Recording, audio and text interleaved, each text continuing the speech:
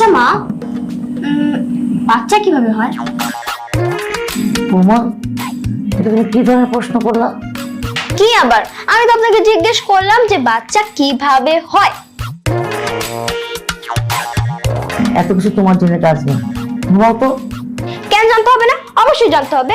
আমি এই বাড়িতে বিয়ে করে আসছি না, আমি তো এখন এই বাড়ির বউ, আর বিয়ে হলে তো বাবু হয়।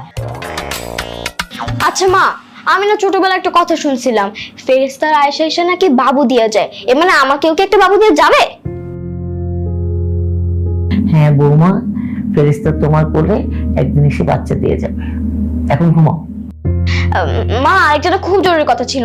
আপনি রাত্রিবেলা আমাকে 1.5-2 ঘন্টা পর পর ডেকে ডেকে তুলে দিবেন। কেন জানেন? নাহলে কিন্তু আমি বিছানার মধ্যে শিশু করে দেবো। প্লিজ মা, আমাকে ডেকে ডেকে তুলে দিয়েন। কি যন্ত্রণায় পড়ো।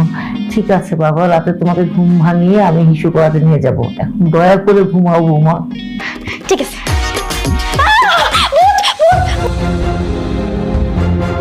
কোথায় ভূত?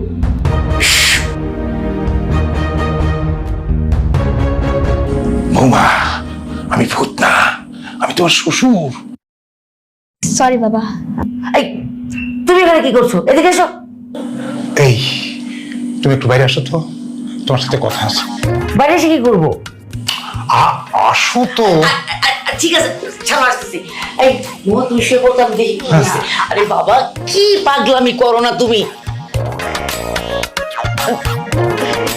মা, তাড়াতাড়ি আসেন কিন্তু, আমার আবার একা ঘরে থাকতে খুব ভয় লাগে।